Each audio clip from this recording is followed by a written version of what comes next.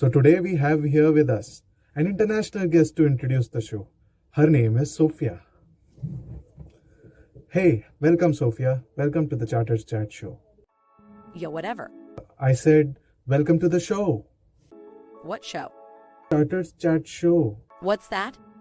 I invited you to the show called the Chartered Chat show, conducted by the Mira Road Study Circle, and we have chartered accountants here visiting today to watch the show. Do you mean to say that you think people are actually watching the webinars? Yes, they are. Our webinars are highly informative. We have called Dhara Pabari today as our guest to talk about image branding of CAs. Looking at your face, you definitely need image branding. However, no one seems interested in listening to your webinar. It's just a waste of time. It's really as simple as logging into any meeting and leaving the phone aside. This is exactly how chartered accountants attend webinars. How can you say like that?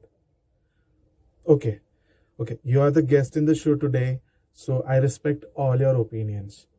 Maybe people are not listening to the show, okay? So that is the reason that we brought up with this unique concept of having a chat show. Ha. So you think people are listening to your chat show? What is this? Kapil Sharma Show, Movers and Shakers, The Oprah Winfrey Show. Is it Coffee with Karen? Or is it Rendezvous with Simi Gerwal? No, it is the Chartered Chat show. अरे यार, तू क्या guest बनेगी रे? चल, मेरे को show start करने का, मैं जा रहा हूँ। बाय। भाई तनाव क्यों लेता है?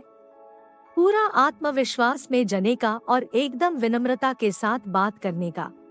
तेरा शो बहुत लोकप्रिय है। चल अलविदा।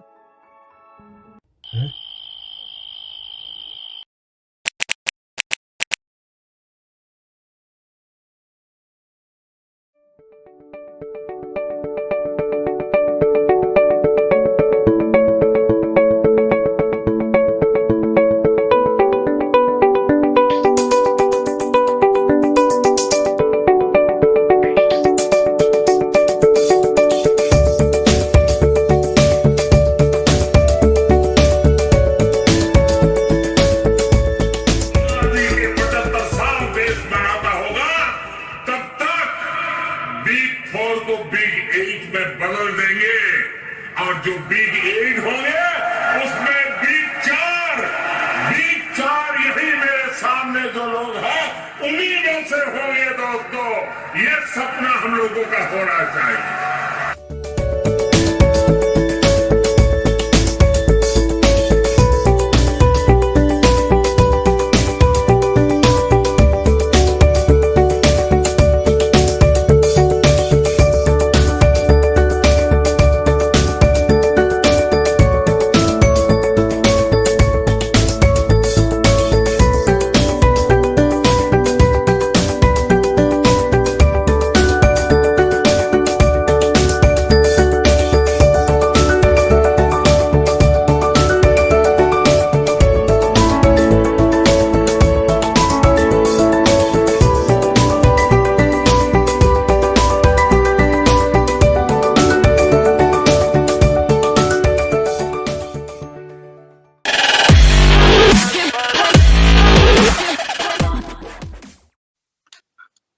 So hello, good morning everyone.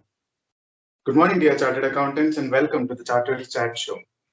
We have a great show lined up for you today and it's really going to be a wonderful day. This is Shetty. I am the host for you today. Today we will be learning about interpersonal skills such as power speech, power pose, power dressing to make powerful impressions. Feel confident in every interaction and conversation and create new opportunities. Therefore, we have made it a part of the theme for this show. The theme is called Empowering Chartered Accountants. We are running 2 hashtags for this, Proud to be a CA and Empowering CA. Please join us on social media. Now moving today towards the introduction of today's guest, we have here with us the convener of the Mira Road Study Circle, CA Dinesh Jain. I would request sir to please introduce the guest for today. Good morning, friends. It's really a proudful moment for us that we have Dhara ma'am with us, who is one of very few internationally certified image consultant in the Indian subcontinent. She has pursued image management from the pioneer of the industry, Judith Rusband, herself as a Council Institute of Image Management, Utah, USA. Having a first-hand practical exposure of understanding different perceptions, she has inspired and trained more than 950 people offline and 860 people online to become the best version of themselves in the last 4.5 years. She conducts workshop, training, and personal consultings. She has completed her soft skill training along with the trainers. I think the trainers is our hashtag rather.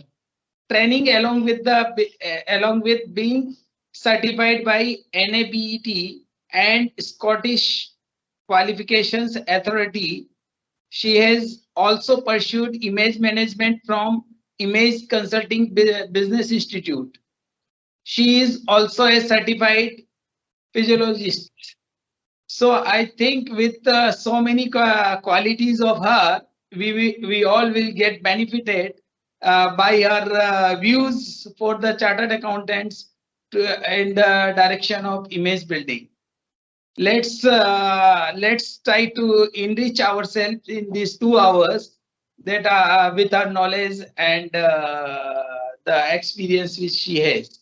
Thank you so much. Thank you so much, Mr. Dinesh Jain, to introduce me so well. Thanks a lot. Thank you. Okay, so now we will begin the show, and in today's session, we will have a good interaction with Dhara Pabari, but also what is very important is that we seek audience full attention to the show. Okay, so you all guys have to participate well.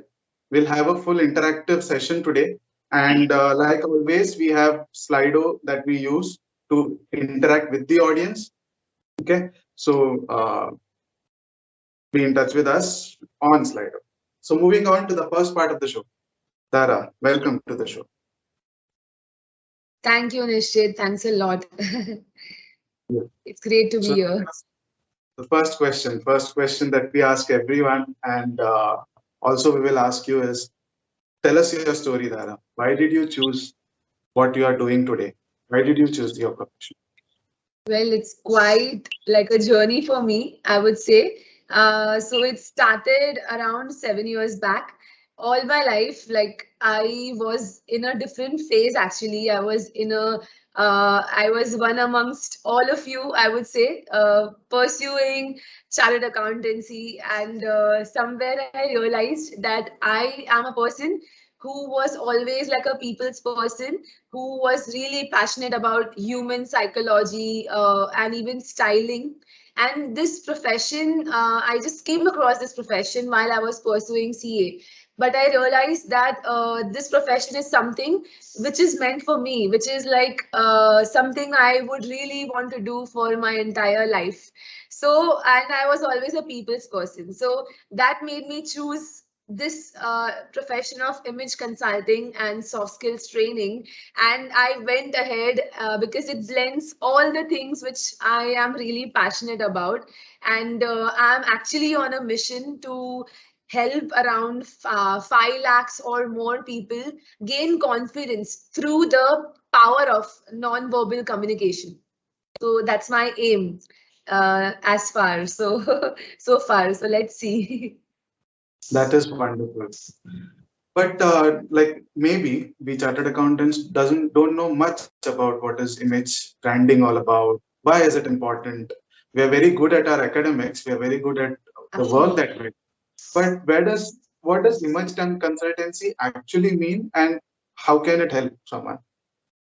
Sure. So basically, image consulting is like a method, okay? It blends all the best qualities of your personality, okay, in your overall presence, the way you present yourself, it really presents like the overall personality. Okay, so it helps you master your first impressions and make sure like it's impactful. Like when you meet somebody for the first time, when you have a new client, the way you communicate through maybe say your body language, maybe what you speak, the way you speak it really matters. So we help you gain that confidence level from within so that you are able to portray your best version in front of the people you are interacting. Okay, so we are just like one of the ways through which non-verbal communication is something which is like a major part of your overall visual communication. It's like a very universal language which everybody communicates, even if we don't speak the same language. But body language, or say non-verbal communication, visual presence, as we say, like today's topic being visual brand. So overall presence, it's actually the most communicated language. Okay, it's said that 93% of your overall communication is non-verbal. Okay, so that's why the power of the visual presence actually plays a role. Yeah. 93%, a hell lot. Yeah. So what we will do now is we will check upon our audience. Let us see if they are here. Okay. I will share on my screen. Just a second. I'll share on my screen is the Slido image where people can join in us. Sure. Okay. It's now available on the screen. I would request the audience to please join us on Slido. Let's have a quick interaction so that Dhara also knows who all are present here. You can type in slido.com, join with this number, or you can scan the image on the screen. Nishchit, slider is not visible. Not visible on the screen? It is visible. It is visible. Like it is visible in my screen. I would recite the number 457436 if anyone is facing any problem. 457436, you can join in.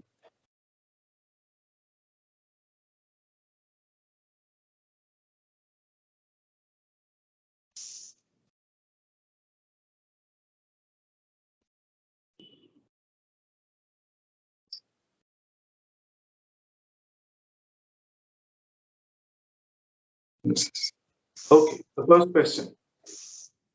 I hope people are inside. Were you able to log in, guys? Now, if in case you're inside Slido, can you type in your name? Hi Ravi, hi Kunal.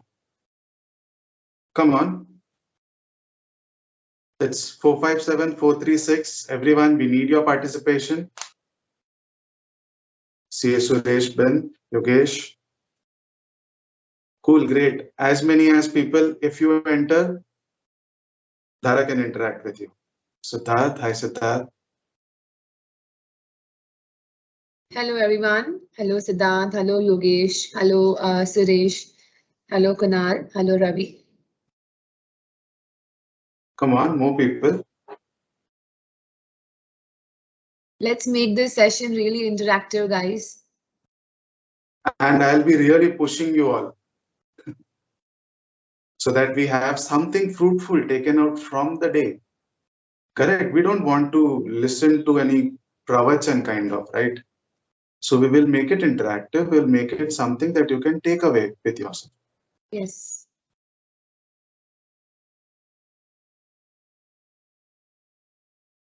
Okay, so if we have these many people, can you tell us, are you in job, are you in practice, are you in business? What is the mix?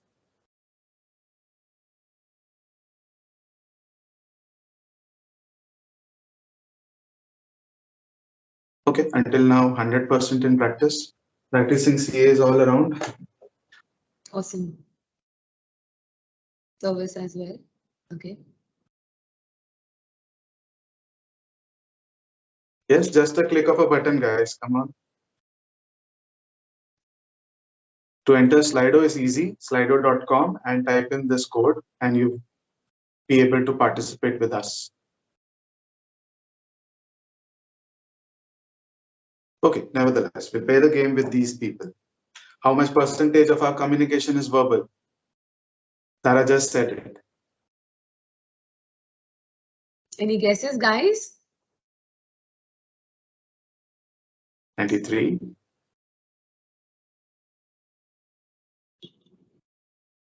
Any more guesses? Come on. Any more guesses? The question is, how much is it verbal, not Verbal. non-verbal? 90, 70. Oh. 90. Okay, all right.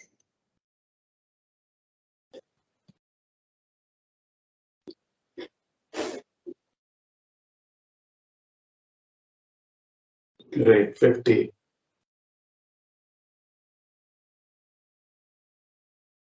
Okay, there are people look a bit confused here because we have variation answer. Can you please elaborate on your point where you said? Yes, I'm so glad there are different answers here. It's much more easier for people to understand now because I mentioned that 7% is verbal and 93% is non-verbal. Okay, so 93% is your visual communication, the way you communicate, the way you present yourself. It's all a part of your visual communication. So that is 93%.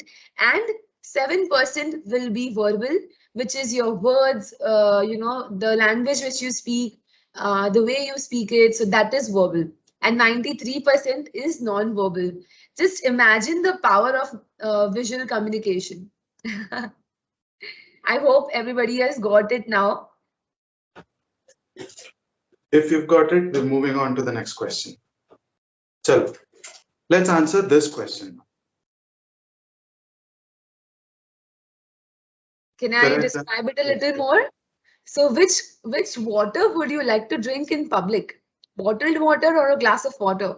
Like, which is the most preferred water if you are, for example, going at a hotel or a mall or maybe a cafe? What is the most preferred, what would you trust more? Which bottled water or the glass of water? Which water will be more trustworthy? Okay. All right.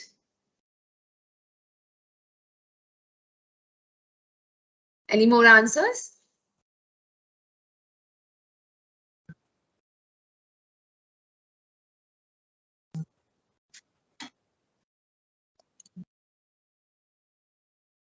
Okay, 100% believe that bottled water is more. Oh, some people change their opinions as well. Sure, why not? The glass of water.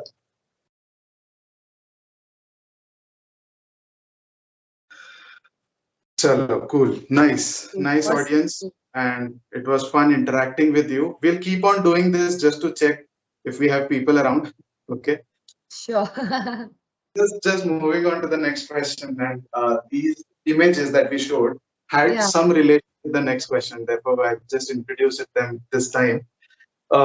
We've seen a lot of talks on visual resume for chartered accountants. Why do chartered accountants need to have a visual resume? Is a question. Why do they need? What is this? Sure. So as you actually saw the example of the glass of water and the bottled water, all of you, most of you rather, actually answered that a glass of water is less trustworthy compared to a bottled water, isn't it? So why so? Because when we first see an individual, we are not really seeing, their qualifications, their experiences.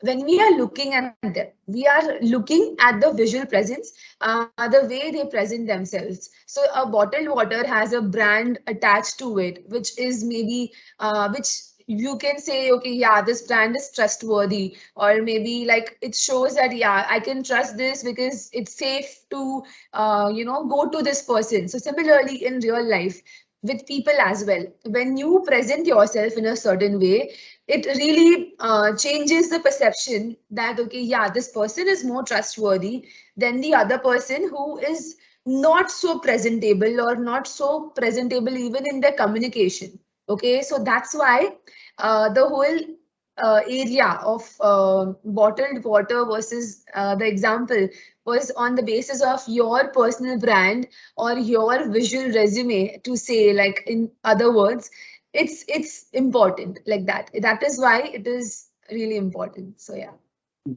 Interesting. So the study that you've done is based on this, is based on how do people improve their brand? How do they improve their brand image, isn't it?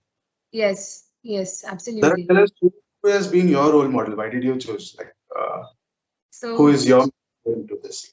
So basically, my role model, as in even in the introduction I had mentioned, Judith Rasband. She is an very senior most image consultant in the whole, USA subcontinent, and I had the privilege to go to her and study from her directly. Why is she my role model? Because she's like the pioneer of this industry, who really lifted the whole industry, leveled up the whole industry at a particular level.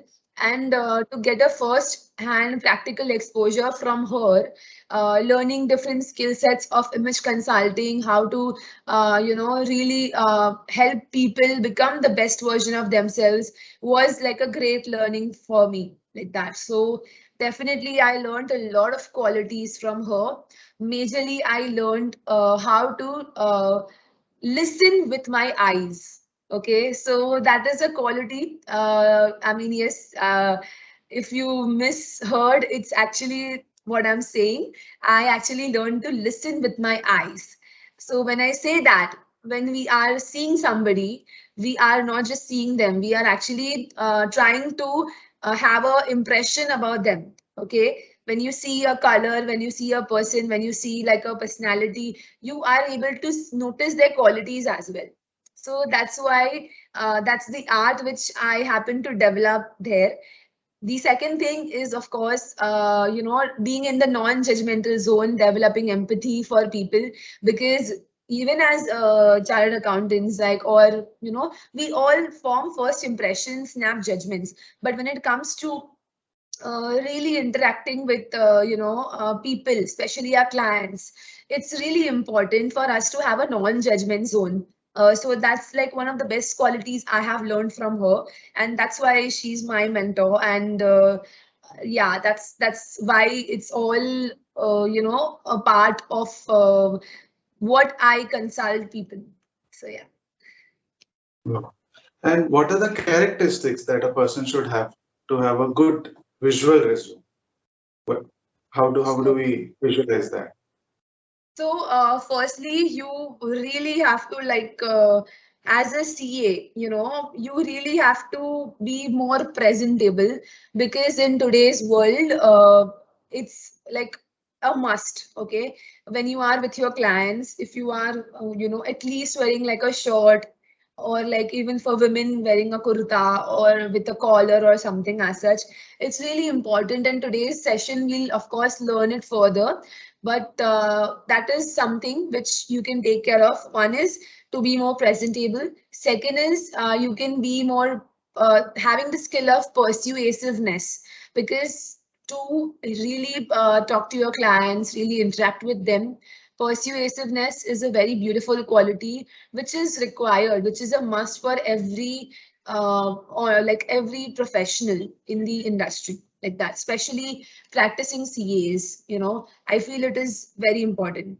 And also building trust with your clients, especially new clients, building a rapport so that they come again and they trust you for your expertise. And of course, that can lead to much more clients from them. So building trust as well is really important. So all these three qualities are required for CAs when they practice. Hmm. True that. And also, like, CAs are normally associated with trust. The word trust is the most important part here. I presume that there will be a certain attendees here, also people who will be looking us online. CAs are categorized into younger CAs, older CAs, some very experienced CAs. So they gradually build trust among their clients, and therefore maybe having a visual resume is very important to whatever mode you are. Even if you're in a very experienced CA, you still hold up to that resume, visual image that you have amongst people, also at the younger age. So I definitely get that point where you say building trust among your clients is very important. Yes, absolutely. Yes, that's true. Cool. So in the next part, so we've asked a few questions to the audience already. So in the next part, let us deep dive into certain questions. Okay. Let us deep dive into what image branding is all about. We'll pick up one topic at a time. Sure. All The right. audience are Sounds good. to have their questions when whatever you may have. Okay. The first question: what are the ways in which we can improve our communication skills? This I refer to the verbal communication in particular. Like how do we talk? What are the Yes, aspects we consider when we are speaking? sure. In terms of the delivery, right? In terms of the speech. Okay, so Yes. basically there are like a few aspects. Okay, so when it comes to a verbal communication, which is 7%, which I mentioned earlier, so it includes the tone, the pitch, even the pauses which you make in sentences, and even, of course, the modulation of your voice. Okay, so there are four to five aspects which you need to consider. But there are different sets of modes which you can operate from. Okay, so as smart CAs, I would say that you can try to switch between three modes. Okay, so what are the three modes? The first mode is like when you're talking about statistics, or when you're talking about, say, facts, figures. So you will be, your tone of your voice should also be in that mode. Like if you have seen news reporters, okay, they would talk in a way which is very like, you can say, logical way. So logical mode is one of the modes which you can talk from for your clients. It's really important when you share some actual facts, figures, you have to discuss certain technicalities with your clients. Then the other mode of tone can be through your emotional connect. So when you have an emotional mode, your voice is automatically lower. Your voice will be much more relatable. It will be much more, like, especially when it comes to building trust with your clients, especially when it comes to having a conversation which is maybe personal. Maybe you are helping them solve a problem on a financial level.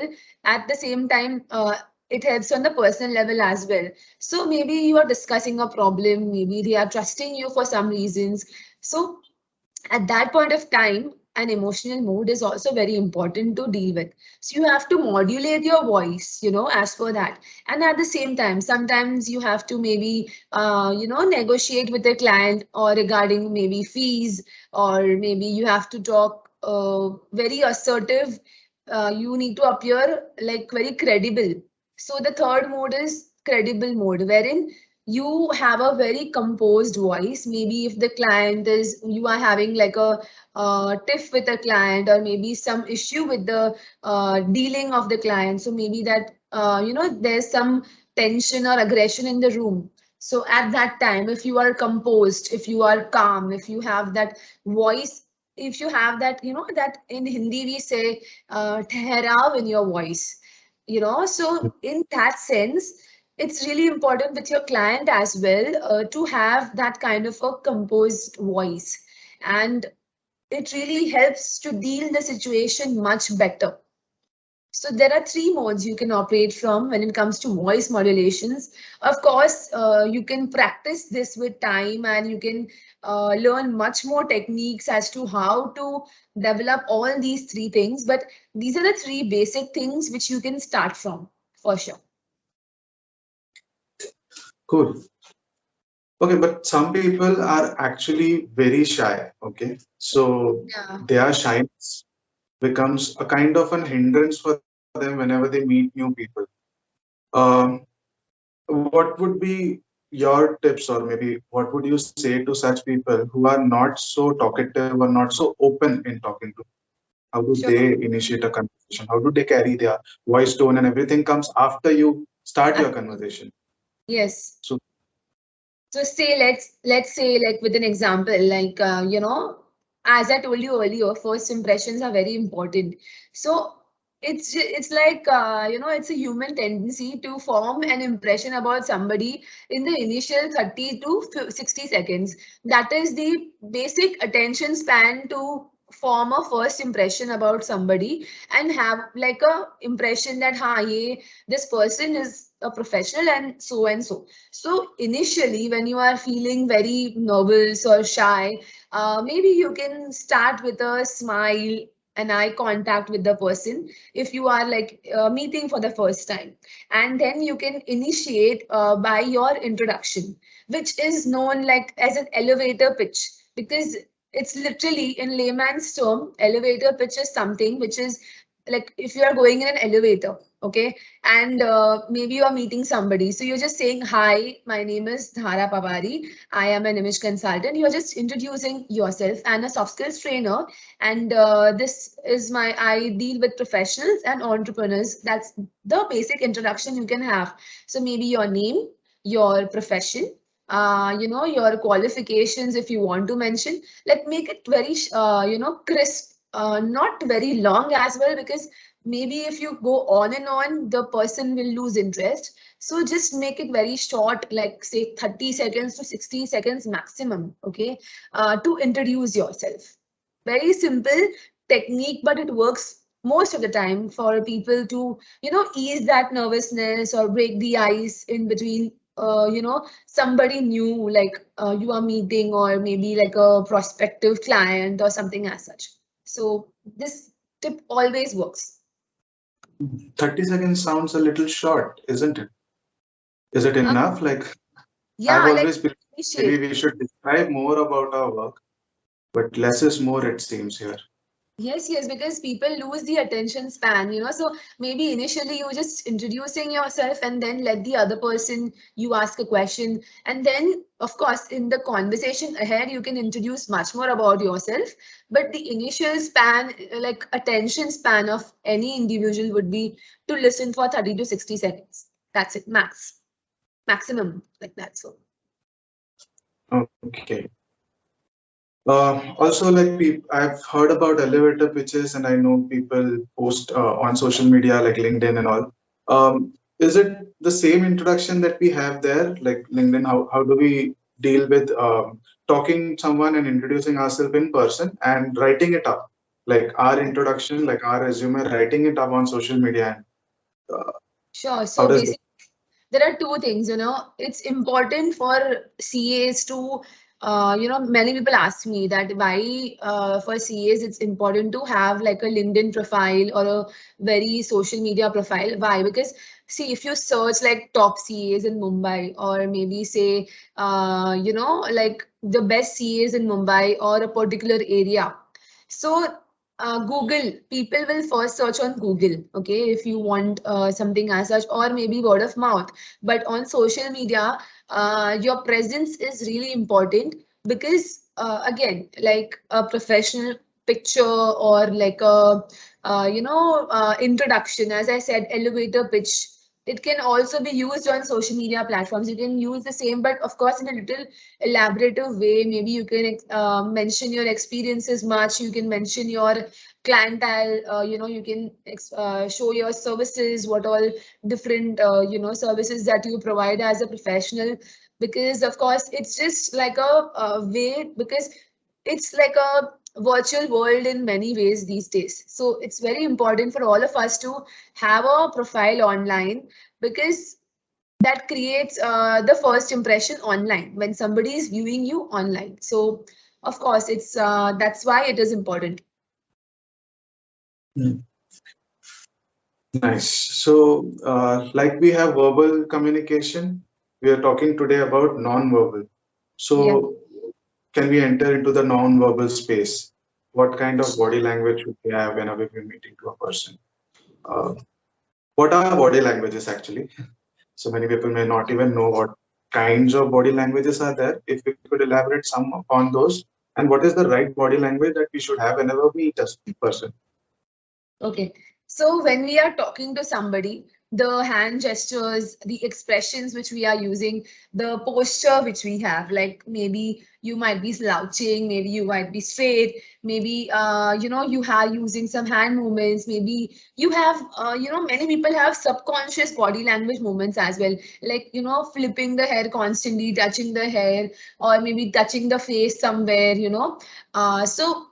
every individual has different sets of body languages which they use to communicate very naturally. It comes very naturally. Like, India nodding the head can mean different things. Like it can mean a yes, it can mean a no. Body language also culturally, it's like different for different people. Okay.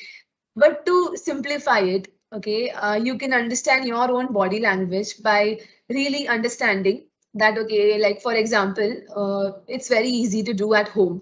Like you can try to record yourself while you are maybe in a meeting, while maybe you are speaking something, and record yourself, take a video of yourself and observe that what are your subconscious, maybe you are not even aware sometimes that you have these body language movements which are happening, and observe your posture, observe your presence, the way you speak, your pauses, everything. So observe your body language.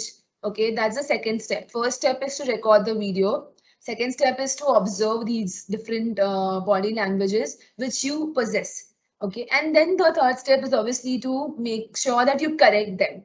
So there are different methods through which you can correct it. Maybe you can, be much more confident with practice of power poses. There's a concept known as power poses, which are different poses through which you can, really gain confidence from within. Okay, so it really helps in the practical world to deal with people. Maybe you are feeling nervous, but if you use a power pose, you will instantly gain some confidence. Okay, so if you don't mind, we can actually do some activity with people out here. If it's possible to get the cameras on, it would be great for the activity. Why not? Sure. The show is all yours, people. Would you like to participate? So what you have to do is to have your cameras on and just follow the instructions.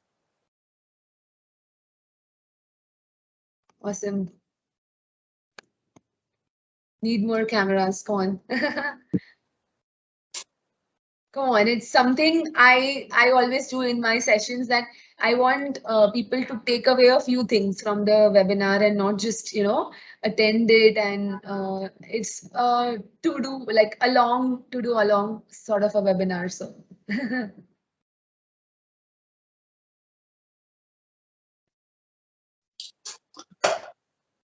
Come on, guys.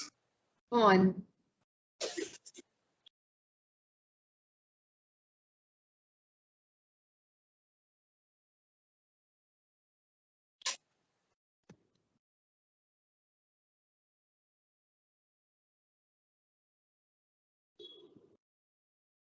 So meanwhile, everybody is putting the cameras on, I would like to mention also that what is this power pose about? So basically, sometimes we are speaking in public, maybe sometimes we are meeting somebody new, and we are nervous. And sometimes we are also feeling that what's going on? Like, I don't know how to be confident with my body language. So in such cases, to be more alert, to be more present, and to be in movement, you can use this particular power pose, which is like, we have 10 fingers, and we have like, if somebody knows that why do we pray, we join our hands, or we put our hands like this, or anyway, the way we pray, we actually are joining all our 10 fingers together, which are connected to our whole nervous system or the whole parts of the body. Okay, so the idea of this power pose is to join the 10 fingers of your hands. Okay, I want everybody to do this with me. Okay, so join your 10 fingers of your hand, only the fingertips, I would say, not like a pray, but only the fingertips. Okay, and maybe you put it around your waist while you're speaking and you're feeling nervous, or maybe just on the table if you're sitting. Okay, you can do that and do this power pose for like say 2 minutes. and you see some instant difference in your, alertness. So can you hold it for a minute, all of you? So it's 10:45, and I want you to hold it for another 1 minute or so, if possible. Just be, and also try to make sure that your posture is straight, okay? It's not slouching at all, and just have like this pose, okay? Let's do this for a minute and see the difference.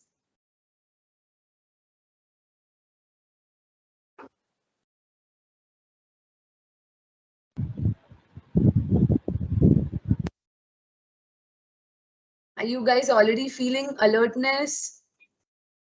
Yeah? Yes? Lot Awesome. more. Yes?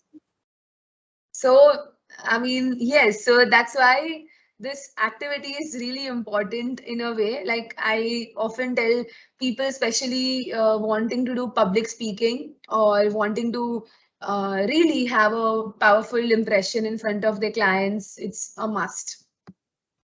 There are many such power poses, techniques, but since right now we have to cover a lot of things, so I would just try to explain one of them. So yeah. Awesome. Nice. Thank you so much, everybody, for participating. I hope you all found some alertness through this activity. Yeah, great. Good level of participation by the audience as well. And you can ask any questions if you may have. Okay, you're free to ask. So this is like one of the power pose that you taught us that we should be doing. Tell us, when do we use this? What all places can we use this pose?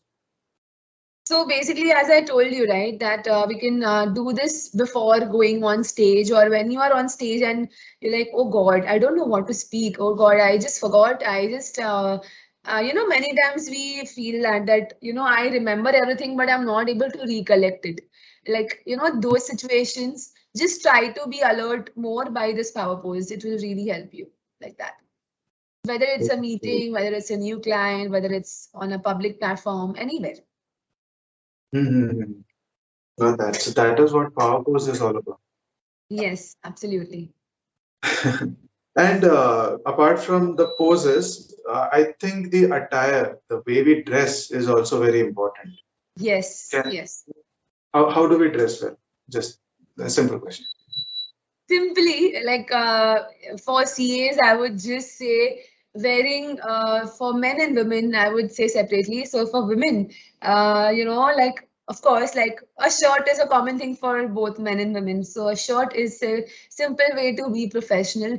Like the hint is that you need to wear a collar, okay, wherever you go for professional meetings. If you are wearing like even say those like the collared which are just from the small collars, big collars, stylized collars, anything is fine. But wearing collars is a must, okay? Because automatically it levels up your game as a CA, okay? That's one thing, be it a man or a woman, okay? Anybody. And I have a few illustrations actually, which you can also present, and I can explain you further on the same, so it's easier for people to understand. Sure. I'll just take up the Slido again. People can just join in there. Why not? So I'm sharing it on my screen. Let me know if you can see it. I think yes now. Okay, people. Same place, slido.com 457436. And we take up the next image. So this is one of the images that we have. Which person would you trust more? Which person would you approach first? Come on, join slido.com and tell us what is the power dressing that you like. Groomed guy, right? You are not even seeing the face of the person, just imagine. You are just seeing the wrinkled shirt versus vis-a-vis the crisp suit, like, it's like you're not even seeing the face of the person over here, but still you are able to trust the person in the suit more. What if the person in the shabbily dressed person is actually much more trustworthy, but he misses out of the opportunity just because he's dressed shabbily? Just imagine. Correct. This also means 80%, like even if we sit here and check with our audience, Yes. 80% of the people will definitely go to the well-dressed guy, even though we don't know if he's talented enough. But Yes, absolutely. Yeah, even if the other guy is more experienced, even if the, we have not even seen the faces of the individuals. We don't even know what their personal brand is. This is just purely on the basis of grooming that we are able to form trust in people. next, Yes, so for your, yeah, so go on. So what do you think, like, which amongst these is a powerful, like, dressing for CAs, power dressing for CAs? What do you think, the left side of the pictures or the right side of the pictures? Of course, the tailored dressing, right? So these are just basic few examples which I want to elaborate much more for the concept of power dressing. So there are different levels of dressing which all individuals should follow as per their profession, their level of experience. I would say, like, senior most CAs, or maybe, like, in companies that are like bigger CAs and CEOs and multinational companies, they all would wear power suits like blazers and all of that. But in normal circumstances, every individual can wear like simple shirts as professional chartered accountants. That's very much acceptable for men. But make sure that they don't have these bold checks which are on the left hand side. Like, if you can see like a semi-formal shirt, it's not something preferable for chartered accountants to wear, or like a denim. So, these days, even in the industry of chartered accountancy, the casual dressing, casual Friday casuals is also like a thing for Fridays or Saturdays. Okay, people dress casually at offices. But in that as well, if you can wear like a if you avoid wearing big checkered, like shirts or denims, it's easier. Like, you should rather wear maybe like pants, which are maybe like khaki pants and normal shirts. Okay, it's better. And avoid wearing t-shirts completely, because it's a complete no to be, it's like very less professional. Even if you are like in a hurry, even if you are, missing out, if you are getting late to meet a client or something, don't just wear what you are wearing and go. Try to be more presentable, quickly change to a short minimum expected for men and for women as well. Like, I see many women wearing t-shirts or round neck kurtas or something. It's completely something which you can avoid at offices especially. I know summers, it's like a good comfort thing to wear t-shirts or loose t-shirts and stuff, but it's better to wear shirts, skirts, or trousers for women, or even kurtas which have collars in them. Like, if you see here the blue collars in the kurta, it really adds to the power if you are dressing that. Okay, so the idea is to look more approachable, at the same time more authoritative as well, because clients will, like, the credibility factor, it adds to that if you are dressed in a tailored way and dressed in a more presentable way, and it overall impacts your relation with the client. That's why. So yes, that's my focus for power dressing. And of course, there are different levels of dressing, and you can learn much more in detail. Although this is the basics you can follow, and it's good enough. I mean, as for now. something more on power dressing. What color combination should we wear? So Like avoid what? wearing. So basically, every individual can.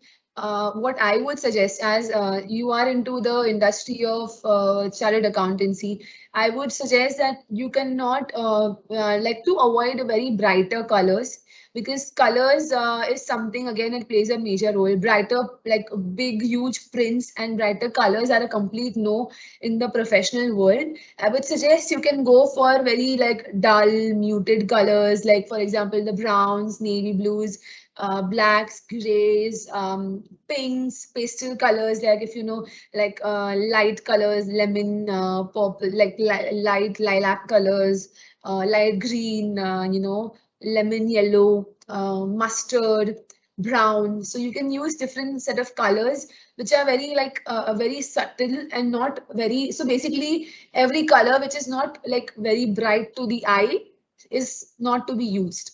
Colors which are muted, which are very subtle, are something to be worn for formals. Because again, formal colors are also important to dress a certain way. Correct, correct. And for the men, it is easier, right? For the men, you can say that you wear a shirt and a pant, and then that's it. That is formal. But for Yeah. women, I think it's a major confusion. So I Yes, don't because women get have to so much variety. Yes, true. So how do women women have so look much formal? variety. That's why. There What's are formal? dresses, there are shirts, there are skirts, there is kurta. I mean, especially Indian women have much more variety, I would say. And that's why I focused with the kurta example because, again, wearing a kurta and a tight leggings is like something I would say wearing a straight pants instead of leggings is preferable because it gives you much more sharper look. Okay, as a professional, and of course, kurtas also have a lot of bright colors. But again, choosing colors which are on the muted, duller tones can be chosen so that it's much more professional. And preferably, if a kurta has a collar, maybe like a stand collar or a big collar or any kind of collar for women, it's good. Like it's better to wear that over a round neck. Okay, that's always preferable. So those are the tips which I can give for women and men both in terms of power dressing. Cool. Nice. Uh, Now we've just 1 hour down the line and we'll take a short break here. I request Kunal here to share a video with the audience till that time. Just a 2-3 minutes break that we'll have. And immediately after the break, we're coming up with more questions, even interacting with the audience board. Okay. So Sure. let's take.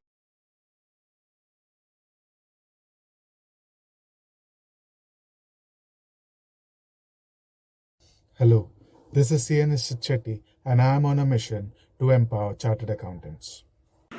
This is CA Siddharth Divedi, and I am also on a mission to empower the chartered accountant. In this part, we will be discussing the importance of time and persistence in a networking meeting.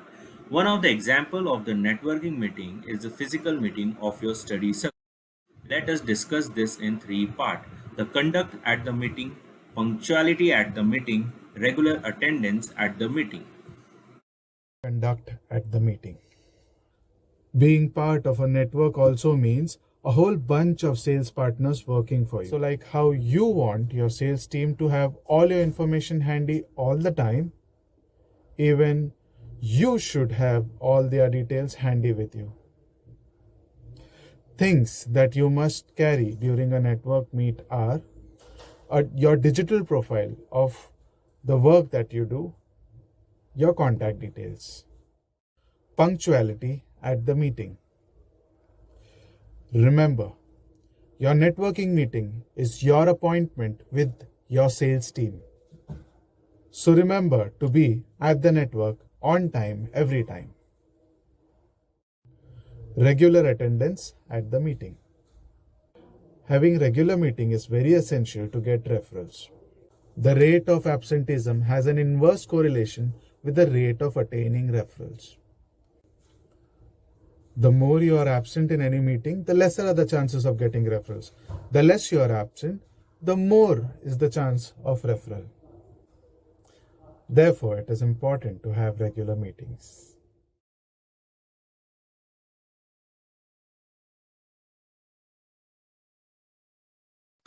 Cool. So welcome back. So there was just a short break with we're going through a very intense discussion and we want people to have breaks in between. So just like a water break or so. And we will now move on ahead with the discussion that we have today as to how to build a visual resume. We have more questions that we would like to ask to Dhara. Also, after this section, I would want the audience to ask their questions. So any questions that you have, the entire session that we discussed, please note it down. Immediately after my discussion with Dhara, we will be opening up for the audience question answer. We have a few question answers for you as well, just to check in whether you are listening or not. But we'll definitely take on your questions as well. So, Dhara, moving ahead with the subject matter for today, that is visual resume. Okay, we see in-person meetings. We've understood that maybe when we're meeting to a client, when we're meeting to people, how should we behave? How should we talk? How should we dress well? Okay. What about when we are on stage? Maybe few tips that you could share with us. Like we intend to do a lot of webinars or be on a physical meeting where we have people around, a lot of people around. How do we take care of those situations? Sure. So basically, there are two things. Okay, one, as you mentioned, that we can be like on stage, and the other thing is webinars. Okay, these days webinars, online, virtual meetings have also become like a equal thing compared to seminars. So what you can do if you are really like looking forward to maybe speak on a technical topic for some CA webinars or something as such, you can keep a few things on mind. First is never to directly read from the slides. Okay, it's a complete no-no. Like if you are having a slide and you are reading it, okay, then of course the audience will lose attention immediately, and it will affect your voice as well. Because if you are reading, your voice is at one tone, and if you are saying something by your own, then your voice is modulating in a way. So reading is a complete no-no. Instead, you can do one thing. So when you are in webinar format, online formats, you can use, if you use a PowerPoint presentation to explain a topic or something. So you can use small notes. There's a section of notes in below the PowerPoint presentation, which is only visible to you. Okay, and not to anybody else. So you can use that section to maybe write some important words or cue cards which you want to mention for that particular slide. You can do that. And at the same time, when you are like in a physical public speaking, like you are on a stage, and there you don't have any such options of notes as such. So you can always make a concept known as cue cards. You might have seen hosts on television or maybe news reporters carrying small cards which are there. So you can also use those cards and write some main pointers or maybe main highlights which you really, it's like if like for example you mention a word and you can then elaborate it yourself. So you are not really reading from the slides, at the same time you are using the cue cards, and at the same time it's much more interactive with the audience. Okay, second, obviously I would say that throw questions, ask questions to people, make it more two-way rather than making it one way. So people are attentive, they are active in listening to what you are saying, and of course preparing it well in advance always is a must.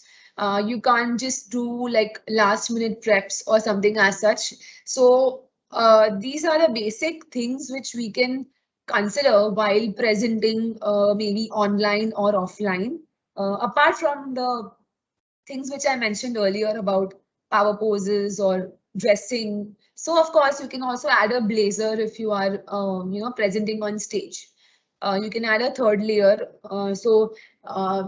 It's much better when you're presenting something as such.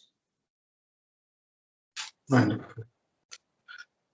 Okay, so we get that. We get what you said there is how do we be on stage and give a good impression. The next question would be, what is we meeting someone for the first time? It is well said that the first impression is the last impression. Okay, how do we handle those situations? No one wants to give here a bad impression to anybody. Yeah, so that's what true. makes the first impression? Yes, so there are many elements for making the first impression. It just takes like a few seconds to form an impression about somebody, okay? But most of the times people are having an awkward silence or an awkward, pause in between. So how do you deal with that and how do you break the ice? As I showed you earlier, like, a simple smile, eye contact is something which if a person is across the room and you are just trying to approach the person, so you just have like a very genuine smile, and it is always seen if the smile is genuine or not through your eyes. Okay, so your eyes are something like if you have like creases in your eyes while you're smiling, it's actually genuine. So that's how you will get to know that the person is not faking the smile and is genuinely smiling. And then the second thing you can observe is then eye contact. So if the person is also making the eye contact, then you can go, and it doesn't matter the gender, you can go and approach the person and just do a handshake, and make sure the grip of the handshake is fine. Okay, and it's very professional and it's very normal to do that. And then introduce yourself that, hi, I am so and so. And don't use myself so and so, because that's very like not so professional to use. So you can say, hi, my name is so and so. That is always very normal. Or you can say, hi, I am so and so. That's it. Like, these are the two basic ways to introduce yourself.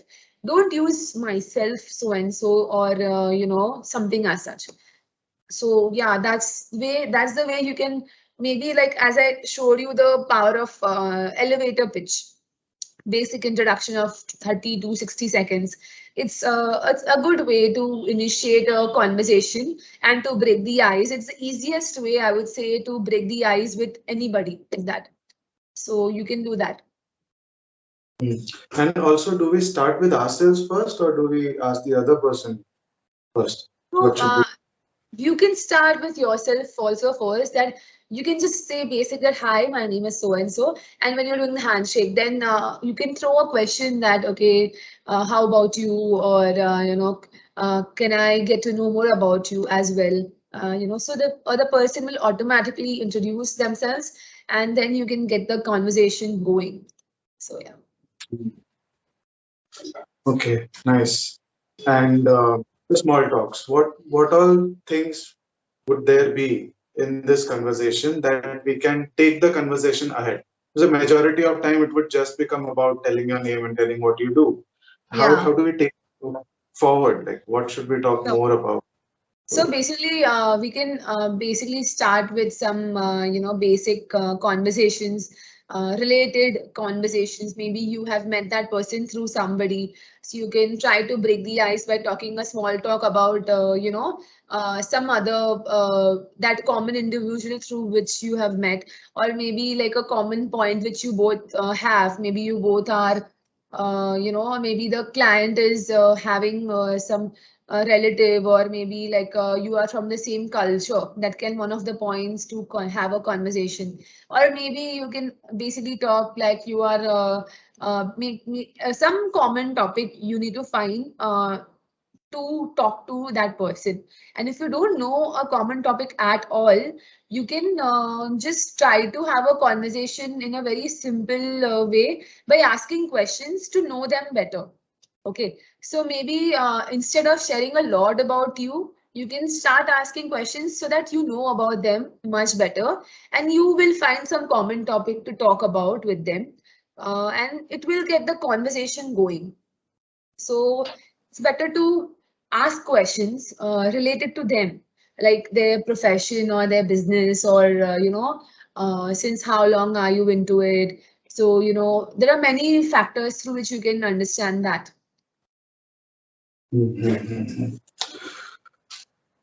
Okay. On the topic, on the point of greeting a person, once what happened was I actually happened to meet a person who was quite elderly, and I did not end his name by a G. So I did not say Gupta Ji. And he certainly felt offended by it. And he elaborated. He did, of course, convey me that in their culture, they would like people to be referred someone who is elder as ending with G.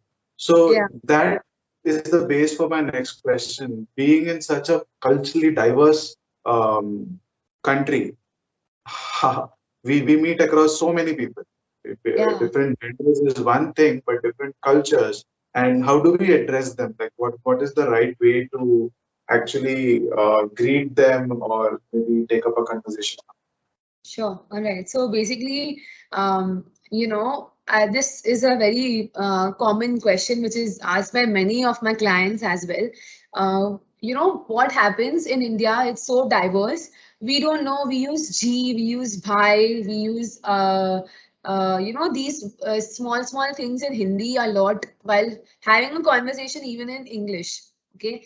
But the best way and the most respected way people always feel respected is to use Mr. for men, MR, Mr. Okay. So you can use a Mr. maybe in an email as well, or maybe in person like Mr. Sharma or Mr. Shetty, anything. So or Miss MS for women. Okay, so you don't know that a lady is married or not. You don't know that it doesn't have any relation in the professional world. So MRS, Mrs. Never mention Mrs. Never mention Miss, MISS. Okay, always mention MS, which is a very professional way to introduce a woman. So Miss so and so, Miss Dhara Pabari, or Miss so and so, because you don't know is she married or not married, or it's very respectful to mention Miss to even a senior woman or a Mr. to a very senior man. Okay, so it's always easier. And you observe this. Every culture will respect this equally. Like any senior person will also feel respected if you call him Mr. Okay, or a Miss. So always use Mr. or Miss in instead of even sir, madam is also something very commonly used. But I would still suggest that if you use a Mr. or Miss, it's much more easily communicated, and there's no like a miscommunication in terms of being respected or not in that sense. So yeah, you can do that. And should we take their first names or the last names? How does that play? Like, should we call them by their full name, or is the first name enough? Like Mr. So you Kunal. can. So when it comes to maybe like like when you're meeting them physically, so initially you can say both the like first and the last name both, and then take a permission from any whether it's like a senior person or a young person. Just try to ask them that shall I call you Mr. So and so, or shall I just call you by Mr.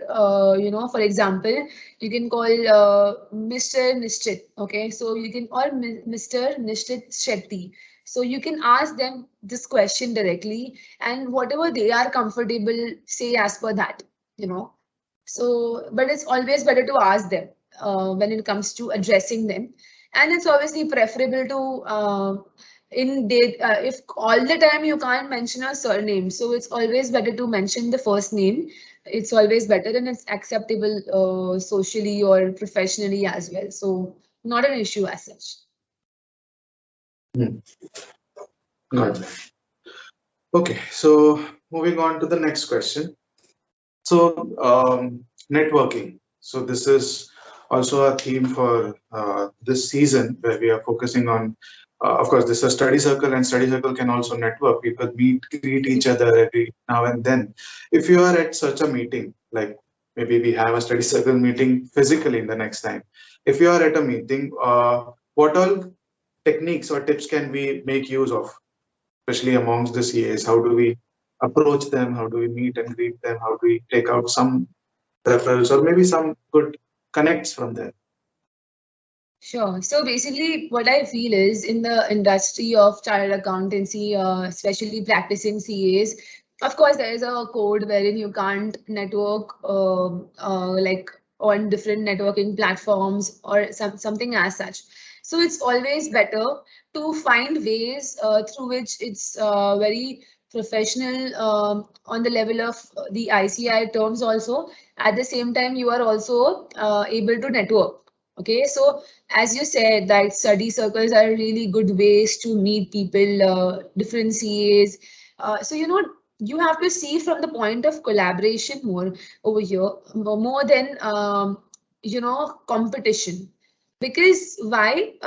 You never know from whom you can you can refer somebody, or you can get some business, get some clients from. Maybe somebody is doing indirect tax and you are doing direct tax, and you want to, you don't know that what that person is doing unless you have a conversation with them, initial conversation with them, and you never know in future you both can work with some same client on a particular thing, right? So it's always good to network with fellow CAs, whether it is experienced CAs or young CAs, it doesn't matter. It's always good to expand your network. Okay. One way is obviously study circles are a good way. You can also try to volunteer to speak on certain technical topics. If you get an opportunity to do that, it's really good for your visibility and your presence, I would say. And it really overall impacts like people remembering you, recalling you that, oh yeah, this topic was being conducted by this person. So when it comes to some query related to that thing, they will contact you immediately. Like if it's so your topic was impactful, then they will definitely get in touch with you like that. So that is one of the ways. Second, what I feel networking in the way that you are being very, you are having a image online as well, like on especially on LinkedIn, which is a professional platform. You are at least sharing your achievements, your experiences, your point of view is maybe you're writing some, you have like a technical point of view about certain topic and you're sharing your point of view. Even it really is helpful to, maybe network, or it's a way, it's an indirect way to network, I would say. So why not? And even writing articles, I would say, like you can try to volunteer, maybe if it's possible for you, you can write articles on different topics, on the things you have studied or things you are really in-depth research you have done about certain points, provisions. You can actually write articles on that, and maybe if you get to publish it online or something as such, it's a good way for your presence to develop your personal brand and to go people will notice you much more and much quicker, I would say. Rather than, of course, word of mouth is always something which is going to work for every chartered accountant, especially traditional chartered accountants have done that. But this way as well, like of networking, is always a good option to do, because there are very limited ways to network for chartered accountants, but these are the indirect ways through which it's much more powerful, and you can try it out. Why not? If you're not doing it, yeah. So you can try it out. Do you have something on LinkedIn? Like, what should we do there? How should we leverage that? Any tips and suggestions there? Sure. So I feel every individual need to have like a LinkedIn profile. Why? Because it builds your network and you add people. The suggestion list also makes you add different people from the industry, outside the industry, similar industries which are there, which are related to chartered accountancy, through which you can also get connects. You never know. And so you can maintain like a professional picture on LinkedIn. That is something which is very important. Then you also can, as I told you earlier, like keep on sharing your achievements, articles, different stuff on LinkedIn. Comment on other people's posts related to different. If you want to share a point of view on their posts, you can do that. Try to be visible online. Not if you can't be regularly, it's okay. Like be like once in a week, once in 15 days. Try to be present on LinkedIn. It's just something like people are, if somebody Googles you online, or maybe somebody is typing your name online, the thing visible on their internet will be your profile. And that can also be impactful if you don't have a website. Otherwise, a website is also always a good option, but this again is a good option. So yeah, why not? Okay, so networking sounds good. The next question from you would be, this point comes from a place where we started initially, where I said that CAs can be categorized into two parts. One is younger CAs and one for older CAs. So I have two questions, one related to the younger CAs. Practically, if we look, like why are we talking about image branding today? So that we can monetize it, right? Yes, We can absolutely. actually go out there and get businesses. Younger chartered accountants face a very critical problem here. When they go out and when they bargain with their clients, maybe the fees that they manage to actually bargain out is much lesser than the one who are experienced. I know the experience should be get more paid, but what in our visual resume can we add so that in the matter of fees, in the matter of revenue collection, younger Yes, chartered accountants also have that possibility to get more. sure, sure. So as I'm trying to understand, initially when a younger chartered accountant is, approaching clients or, having a conversation, they are really in that space of hustling, I would say in today's terms. They are really in the space of wanting to impress the client, wanting to take the work, wanting more and more clients. And in that process, sometimes what happens is they lose out of maybe the negotiation is at so much of levels that maybe they are more deserving in terms of the fees, but just because to impress or to maintain a certain level of clients, they are trying to lower their fees to a certain extent, which is much below to what they deserve. So my first tip is always going to be that you try to charge fees which are at least like maintain like a standard threshold that don't go beyond these amount of fees, okay? Because then so it just builds like a basic structure. Okay, so you communicate that with your client that, okay, I am not going to, I sorry, but I can't go beyond this amount of fees. This is the maximum I can give you, the, discount or the kind of, the negotiation. But I can't go beyond this, sorry, because obviously I'm going to, obviously it's not even if you don't say it to the client, you're obviously going to over deliver and your prices will be much lesser and the client will realize it themselves. So that can be one thing. The other thing which we can think about is also in terms of trying to take fees in advance. Okay, like for example, if you are dealing with a client, try to take at least 50% fees in advance or maybe full payment in advance. I know this culture is not there in the field of child accountancy, but if you develop this policy in your company or if in your firm to say, it's very good for your follow-ups as well, because as child accountants, you are experts, you are professionals, you should not be carried away by follow-up of fees and all of these things, and you can utilize that time much more in other things if you have these things structured. Okay, and you can send bills easily, and I mean if you have a structure and that is communicated with the client, they will also feel that you are more professional and you are more serious in your practice. And of course that can be, of course, see somewhere here and there, if clients requesting you that, okay, please I'll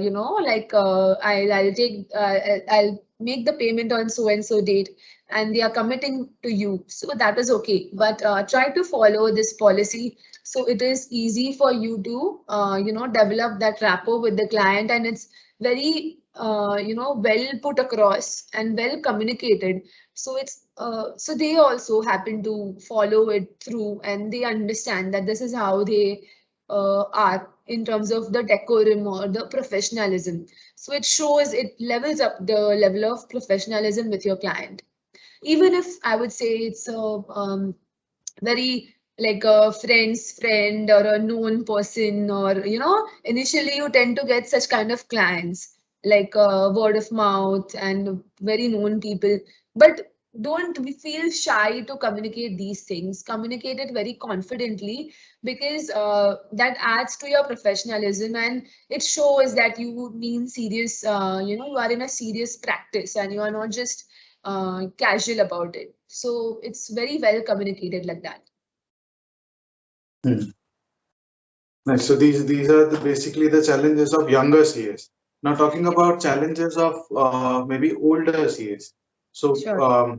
someone who's much more experienced, has a good amount of brand image or image already in the market. Now these people have challenges as if they say the youngers give them a good amount of competition. This is how I look at it. So they may not be into marketing, or they may not be into image branding over the social media, or Yeah. they feel that now this is not important, or why do I need competition from anyone? So what would be your advice to the challenge that this challenge that they face? Like how should they approach image branding, like the older generation or experienced CAs? Yeah, so as we say in the terms of tangible and intangible assets. So your brand, your presence is actually intangible, but of course you have developed it with years, and especially the young ones are still developing and they are in that space. But the older CAs or the experienced CAs have already developed that image of themselves with years, and especially in their times, it was much more developed through the word of mouth and through their work. There were no social media platforms back then. But with time, as you know, you can see that how the whole field has evolved in terms of the subject, in terms of the taxes. Like there are so many amendments or so many different things which have changed, and technology has changed, like from filing returns to everything, like, right? So the technology is also shifted so much in the last few 30 years, I would say. So they, of course, the older CAs have also evolved in terms of the technology in a certain level. So why not you also try to develop a skill which is maybe like just having a simple website, or maybe having a simple LinkedIn profile is just like something I would suggest for them to have. I know they would be all well enough, they would be all self-sufficient in the sense of having a major clientele and being happy with it. But at the same time, the benefit of collaborating with the young child accountants, or staying in touch, networking with them, would be also to help them with an experience which they don't have, and maybe it can benefit you also and the young child accountants also.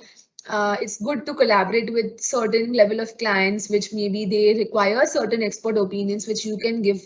You can also write articles on different subjects, as I told you earlier. Experienced CAs, if they write articles, it's much more impactful because they have so many years of experience, and it adds to their credibility. The third thing is they can also give their point of views on social media about certain things. Of course, they would be felicitated or they would be recognized for their experience or in different areas of the subject of accountancy, child accountancy. So they can share those things online. It obviously they are credible, but having that credibility, the presence of that online is also important. So that is my suggestion, small suggestion for the experienced child accountants, I would say, which can really up their game to the next level, uske bhi upar ka next level. So why not? Mhm. Lovely, nicely answered, Tara. So it's almost the end of the show now. There's one last question that I would ask you. Then we'll take up the questions of the audience as well. And in this section, we'll also play up a game to end this on a good note. The last question for the day would be like visual resume for chartered accountants. Okay, Yes. image of chartered accountants. How do we sum up? What all things should we take away from this webinar? What all habits can we develop from here on? What do you suggest? So everything that I mentioned in the webinar, from the non-verbal communication to the way you deliver your speech, from your body language, I showed you a power pose, to power dressing, to grooming, how important grooming is, to how you can be tactful with, if you are a young CA or an experienced CA, how to actually level up your career, like having a career growth. Otherwise, also, even if you're experienced, if you're still in the process of, you are a mid-level CA, it's all these skills combined together. If you really practice it on a day-to-day basis, as they say, like, of course, the things I provide, the services I provide, non-verbal communication is the major subject. And these skills are something which are on the visual level, on a very, physical level and visual level. So for you to inculcate that in your lifestyle and your day-to-day activities, you need to practice them. You need to practice, say, for like 30 to 90 days is a minimum time frame for some. It's said that it takes 90 days to change a habit. So if you are maybe having a slouch posture, if you're having like a nervousness in conversation, initiating conversations, or maybe dealing with clients, it takes at least a few days of practice for you to really master that skill of first impression. Okay, and I can really help you to do that along the way, or you can do it yourself with the skills which I mentioned today related to everything which we did today. So it's completely upon you as to how you want to see your future. Plan it, plan your goals, plan your life ahead, plan how you want your career growth to be. And as per that, try to communicate in congruence with that. So you are able to really level up in your career in terms of and developing your visual brand, visual image, and as the topic is visual resume. Of course, like we all have, in layman's term, we all have like a normal resume for ourselves, but having a visual resume or personal brand, leveling up through the power of all of these things, non-verbal communication, will actually level up your game in terms of your impact as a chartered accountant, and can make you reach to higher and higher, like bigger heights, and it will be really helpful for you. So yeah, all the best for that, I would say. Wonderful, excellent. And I think, of course, after listening to you, we all will here believe that it is very important to develop this part, maybe an aspect that we are ignoring so long, but nevertheless, this is 90, how much? 93% of Yes, what over people communication. perceive. Yes. So non-verbal communication is that important. Okay, Yes. so now we're talking to the audience. Okay. First, maybe I talk. I ask you a few questions here on slido.com. Join in again to participate. You have to go to slido.com 457436 and just answer the question that you see on your screen. Come on, let's participate. Then we will take up your questions as well. In which of the three modes of delivering speech are you good at? Are you good at logical mode more, the emotional mode, the credibility mode? Because we've listened all three modes today with Dhara. Come on. Oh, a lot of chartered accountants are good logically. Yes, absolutely. I'm sure you all master the logical mode.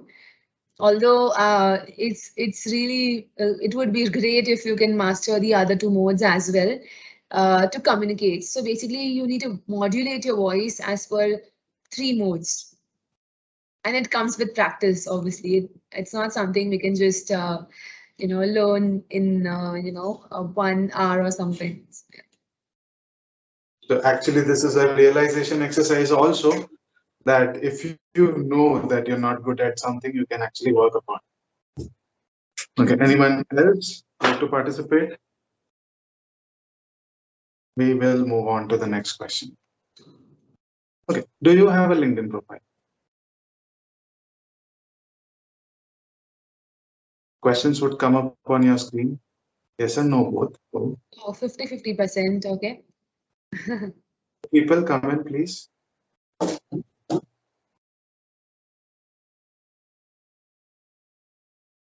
Okay, one person.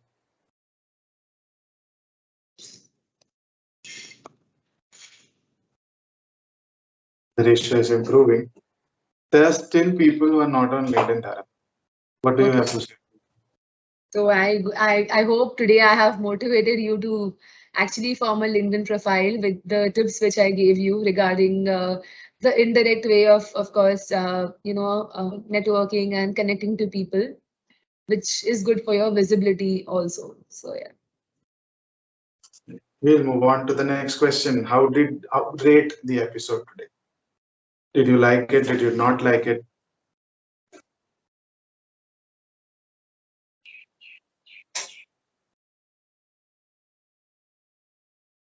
Come on, guys, it's okay.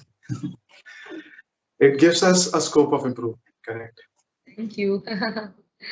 Thanks for the A lot of feedback. people liked it. We could score 9.7. People can participate more.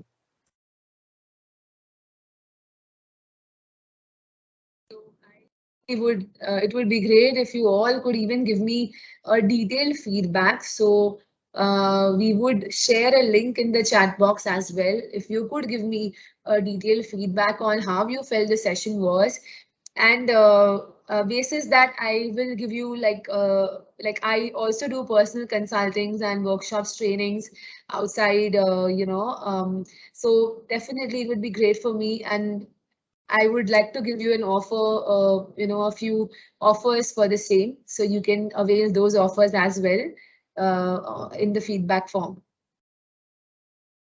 Nice. I have shared the feedback form on the chat box, and you guys can click on it and please give a feedback. We'll be also sharing this on our WhatsApp group later on.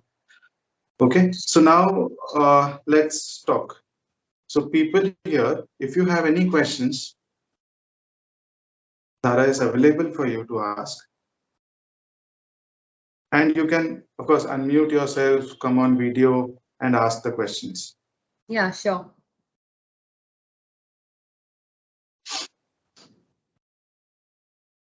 Anyone, any questions? I can take up one on the chat screen that I can see. Mr. Ravi Jain has asked whether a new CA can win negotiation of fee bargain by knowing the communication / body language of the client.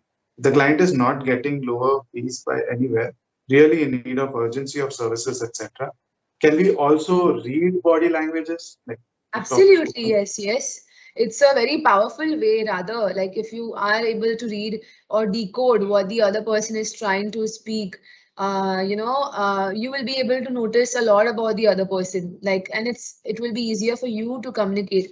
There are a lot of skill sets through which you can develop that. There are a few skill sets through which you can actually, if a client is being very urgency, showing some emotions, and you can try to, with the skill sets, you can also try to calm them down and bring them to a level through which you can communicate better, and you are able to also, as I told you, different modes, so you are able to build that credibility in terms of negotiations as well with the client, and trust me, it can really help you well, like in terms of especially the younger CAs, because I realize that they do face this issue many times, just because of course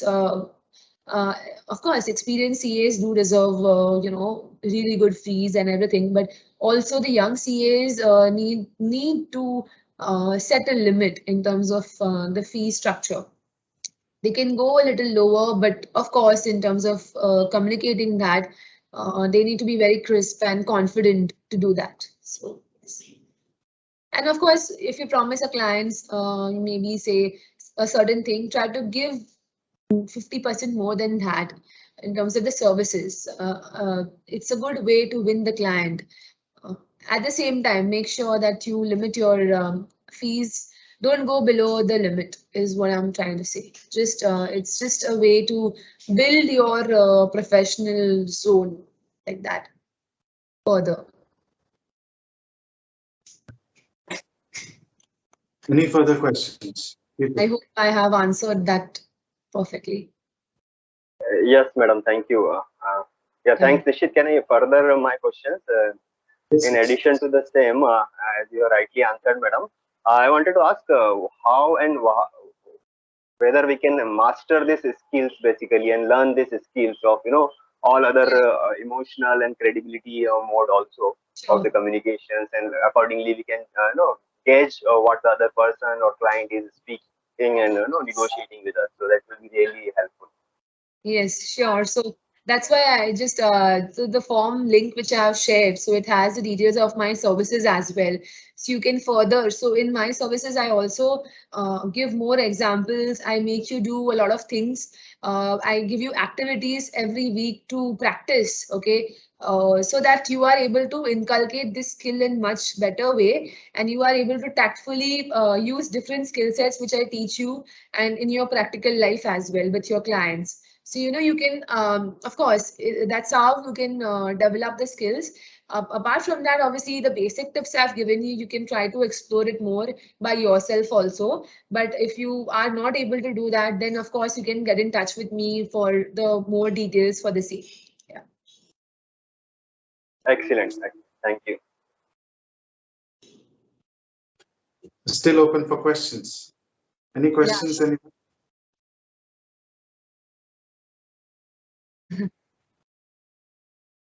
Okay then.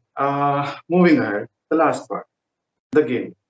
The fun game here is that we play with the host, with the guest here, and it's like a small quiz that I would be asking you.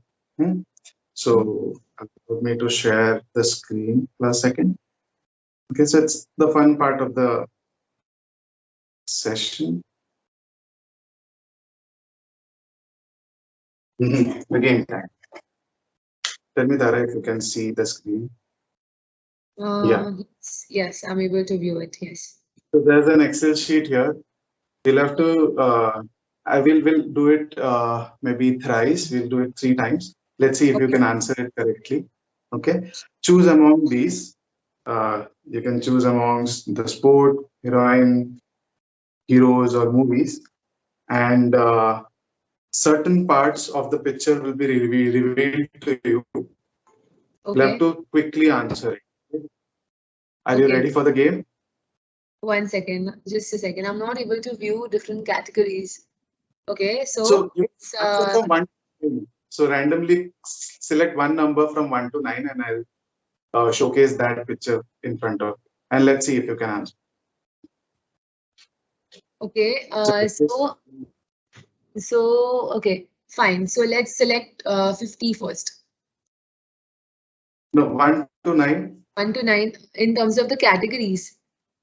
Yeah, you'll have to say 1, 2, 3, 4, 5, 6, 7, 8, 9. Which one? Okay, this one. Okay. So the categories, I would say movies, 7. 7. Okay, we'll move to 7. So this is question number 7 for you. So this is the point. So you're on point 0 right now. And as I click on the screen, the points would increase. Okay, start the game. Okay, first hint. Guess this movie. KGF? No, it's not the right answer. I'll move one step further.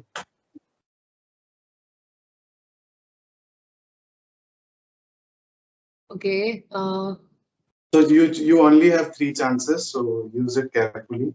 Then we'll move on to the next part.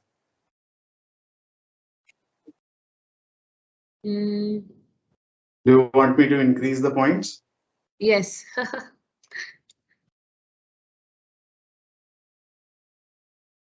It's a tough one. You selected the toughest one in the first round. Oh God. Okay.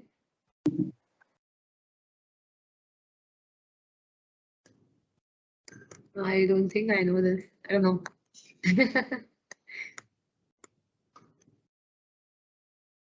Okay, just a false. So I'll increase more. Let's see. Anyone in the audience knows, you can just shout out. Dhara lose the game, but still not. Okay. You lose 50 points here. Oh God. Okay. It says it starts with some T, I guess. T. Okay. I don't know if I've seen this movie, so I have no clue. Okay, let's see. So you've lost the first point, okay? Yes, So I have. Manaji, Oh, okay. All right. no problem. Second question. Okay, select from 1 to 9. You've already done with 7. 2. 2. It's a heroine. Let's see if you can answer this one. Who's this?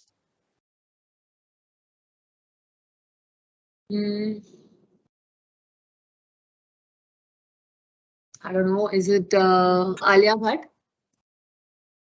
Bah, wrong answer. Some woman. Deepika Padukone. Bang on. That's the right answer. That was pretty quick, okay? Now the last question. Let's see if you can answer this. Call out a number from 1 to 9. Okay. Just Deepika. Show the audience that I'm not cheating. Okay, let's select 8. 8. Hero. Hero. Let's see who this hero is. That's the tough part.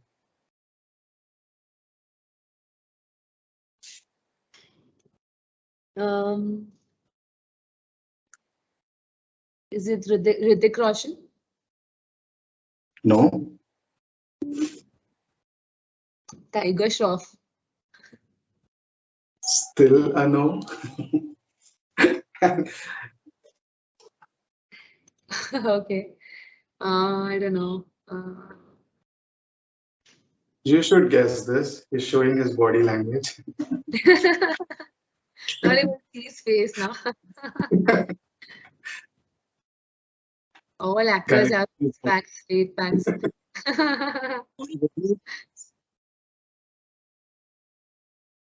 Is someone shouting there? Do you know the answer? Vidyut. Vidyut, you said. No, Vidyut. it's not Vidyut as well. It's someone very famous.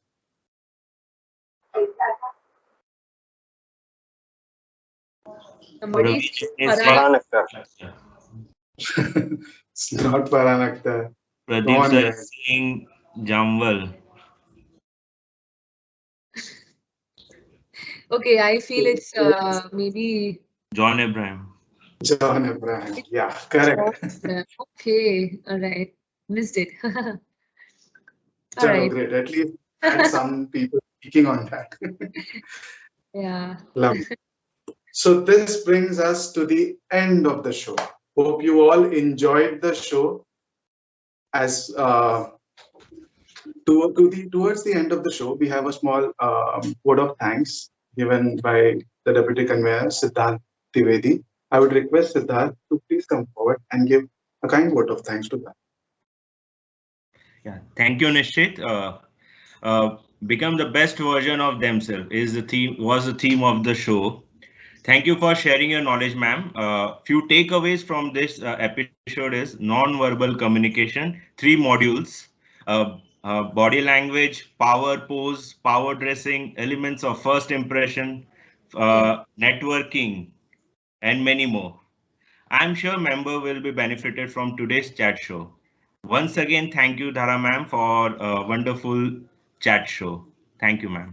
Thank you, Mr. Siddharth. Thanks a lot for this opportunity as well. Thanks a lot. It was a pleasure for me. It was our pleasure also, ma'am. Thank you for. Yeah, I hope you all found it useful, and I hope you all use these skills in your professional life. Definitely. And I've shared social media links of Dhara Pabari on the chat box. Please follow her on social media. We have her Instagram, Facebook, and LinkedIn profile links shared. Yes, thanks a lot for sharing those things, and thank you so much, Nishchit, for the whole chat. It was really interesting and amazing, and it made it interactive as well. So I really like the concept of the whole chat show. It was a nice concept, and the giggle was also good in the beginning. So yeah, overall had a wonderful time, and the participation made it much more successful, I would say. That people were interacting and learning and listening at the same time.